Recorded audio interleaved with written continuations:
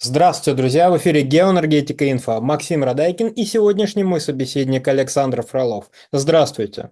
Здравствуйте, здравствуйте. Международное энергетическое агентство заявило о приходе эры электричества, будущее глобальной энергетической системы за электричеством. Это следует из-за утверждения о том, что спрос на уголь, нефть и газ достигнет пика к концу десятилетия. Более того, исполнительный директор МЭА заявил: в истории энергетики мы были свидетелями эпохи угля и эпохи нефти, а сейчас мы стремительно движемся в эпоху электричества, которая будет определять глобальную энергетическую систему. Александр, прошу вас прокомментировать наступление эры электрификации, что мы вот все дружно уже перешли на электрокары и все так далее. Да, дорогие друзья, есть такая вещь, как зеленый энергопереход. Есть она пока не в объективной действительности, а в качестве концепции. То есть само понятие энергопереход не является м, чем-то, что можно считать предметом спора. Энергопереходы действительно были. То есть а, было доминирование древесины в качестве источника энергии. Потом было доминирование угля в качестве источника энергии. Было доминирование нефти. Собственно, о чем в данном случае говорит один из руководителей Международного энергетического агентства в той цитате, которую привел Максим. Да, действительно происходили вот эти вот переходы от одного доминирующего энергоносителя к другому доминирующему энергоносителю. Но две важные вещи, которые нужно понимать. Все-таки, несмотря на то, что спорить по поводу наличия энергопереходов никто не будет, все же само понятие энергоперехода, описывающее некое явление, это условность. Это условность, которая упрощает нам восприятие окружающей действительности. О чем я? О том, что когда произошел угольный энергопереход, мы же не перестали использовать древесину.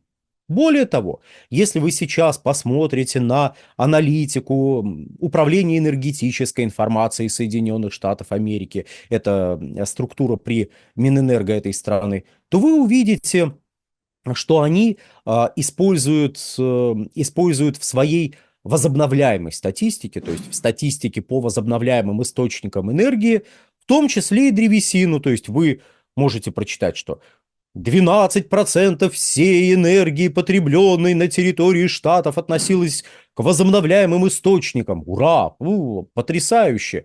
20% из этих 12 древесина. Wood.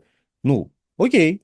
Значит, как бы древесина используется и считается возобновляемым источником энергии. Изменилась ли древесина как-то качественно за прошедшие там 100-200 лет? Да нет. В общем, это та же самая древесина. То есть мы здесь просто переносим ее из одной строки в другую строку, чисто статистическую. Хотя, если бы мы выделяли древесину как отдельный энергоноситель, ну, она бы тоже занимала там какую-то заметную величину. Но мы просто этого не делаем. Не то, чтобы дрова не используются в качестве энергоносителя. Привет всем, кто топит печки дровами. Привет всем, кто сейчас завершает дачный сезон и в банях бани растапливает, в бане топит дровами. Ну, всем большой привет, вот, пожалуйста, древесина, вот древесина в качестве энергоносителя вами же и используется. При том, что вот эта древесина, которую вы растопили печку, вряд ли будет попадать в какую-либо статистику. Хотя, вот, пожалуйста, вы сами использовали в качестве энергоносителя. Более того, кстати, если вы шашлыки готовите, это тоже использование древесины, но если вы не уголь, хотя, в общем, этот уголь тоже получается из древесины, так что все древесина. Вот, вы древесину используете в качестве энергоносителя для приготовления пищи. Это тоже энергоноситель. То есть дрова никуда не ушли, уголь никуда не ушел. Сейчас мы дрова просто перекидываем в другую статистическую колоночку, которая относится к возобновляемым источникам энергии. И все дружно радуемся. Ой, какие ВИА у нас развитые, оказывается. То есть энергопереходы имеют место, но они являются понятием условным, ну или с большой долей условности. Опять же, когда мы говорим о том, что доминирующим энергоносителем стала нефть, означает ли это, что мы перестали использовать уголь в качестве энергоносителя? Нет. Более того, угля сейчас используется больше, чем когда-либо за всю предыдущую историю человечества. Хотя уголь не доминирует. Уголь не доминирует, но он присутствует. Он один из трех доминирующих источников энергии. Кстати, обратите внимание, что уважаемый руководитель Международного энергетического агентства упомянул, по сути, только два. Ну или, если я правильно помню эту цитату, потому что он описал переход от угля к нефти, и от нефти вот теперь мы тоже к чему-то переходим. А как же газ? У нас три доминирующих энергоносителя. Это нефть, газ, уголь. В чем дело? Почему вам не нравится газ? Почему вы его игнорируете? Они его игнорируют, потому что если углубляться, то окажется, что наступила атомная эра, но никто не говорит о атомном энергопереходе. По крайней мере, сегодня никто не говорит об атомном энергопереходе, хотя соответствующие, ну, прогнозы, что ли, звучали еще вот в годах 60-х, 70-х, как бы на таком пике атомного оптимизма. Но при этом атомная энергетика является одной из наиболее развитых одним из наиболее развитых секторов энергетики в мире. Но атомная энергетика игнорируется. Вот этими концепциями энергоперехода. В рамках этих концепций сейчас, вот в рамках доминирующего взгляда на энергопереход, а тут, прошу прощения, нужно же еще одну вещь упомянуть. То есть, имеют ли место энергопереходы? Имеют место энергопереходы. Упрощает ли это восприятие действительности? Упрощает восприятие действительности, но есть, кроме энергопереходов как объективного явления, есть некие концепции грядущих энергопереходов. И вот об этих концепциях как раз и говорит Международное энергетическое агентство, и ему возражает ОПЕК. Как описывается этот самый четвертый энергопереход? Первое. Снижение спроса на ископаемое топливо. Второе. Рост спроса на электрическую энергию в качестве основного энергоносителя и переход электричества в статус основного энергоносителя. Да, который будет использоваться не только для того, чтобы лампочки горели, станки работали, но и для того, чтобы обогревать помещение, для того, чтобы использовать электричество в качестве моторного топлива. Ну, то есть электричество везде, всюду, и пусть никто не уйдет обиженным, дорогие друзья. И при этом это электричество, еще важная составляющая, должно вырабатываться из возобновляемых источников энергии. Сейчас к этому всему как-то вот присоседилась атомная энергетика в качестве безуглеродной или низкоуглеродной генерации, но все равно акцент делается на ВИЭ, на возобновляемых источниках энергии, основными из которых являются солнечная и ветровая энергетика.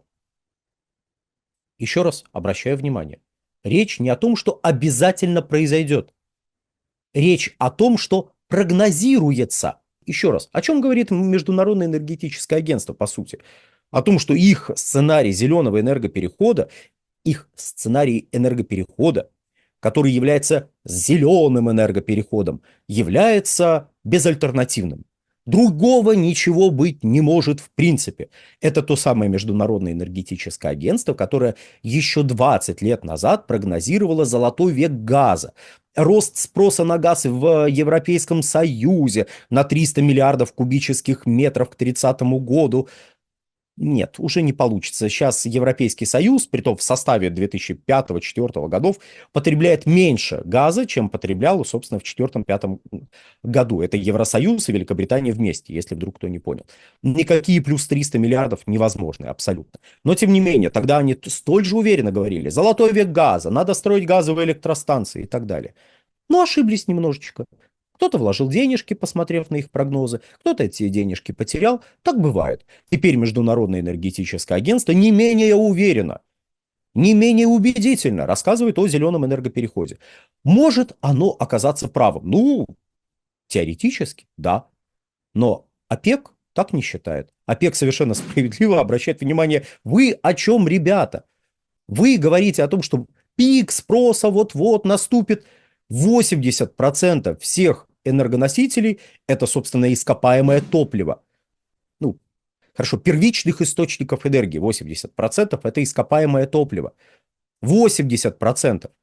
Еще там атомная генерация, а уже где-то в хвосте плетутся ВИЭ, о которых вы всем рассказываете. Сколько пройдет времени, даже с текущей динамикой, довольно высокой, прежде чем потребности человечества начнут удовлетворяться в основном возобновляемыми источниками энергии. Притом эти потребности растут. Вы о чем, как бы спрашивает ОПЕК, Международное энергетическое агентство. И, в общем, отвечает, вы о чем-то неадекватном. Нету того, о чем вы говорите. То есть ОПЕК, и это меня лично очень радует, уже открыто выступает против этой концепции зеленого энергоперехода. При том, что еще несколько лет назад ОПЕК, как и все прочие, брали под козырек, говорили, да-да, ну, конечно, зеленый энергопереход, а как иначе? И дело не в том, что ОПЕК переживает из-за того, что нефть, газ будут не нужны. Знаете, угольные компании могли сколько угодно переживать, что вот нефть начали добывать, надо с этим что-то сделать. Это как-то помешало добывать нефть. Кстати, это как-то помешало увеличивать спрос на уголь? Нет, никак не помешало. Просто текущая концепция вот этого зеленого энергоперехода, она говорит о том, что сократится спрос на текущие доминирующие энергоносители. Впервые в истории энергопереход приведет не к тому, что все энергоносители продолжат расти, просто кто-то будет расти опережающими темпами.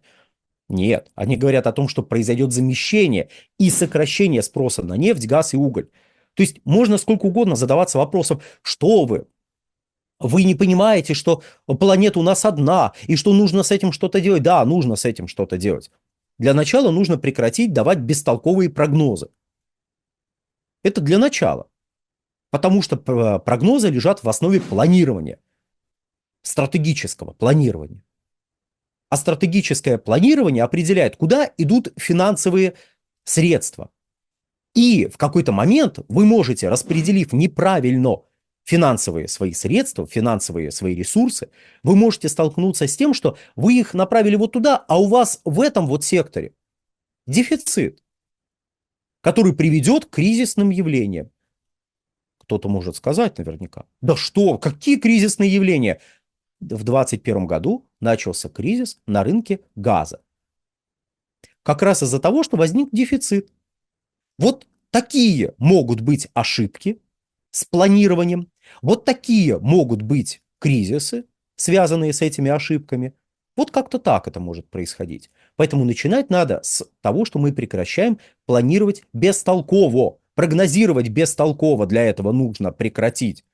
И нужно присмотреться, а так ли уж безальтернативна концепция зеленого энергоперехода. Означает ли это, что человечество никогда не упрется в пик спроса на ископаемое топливо? Да нет, конечно.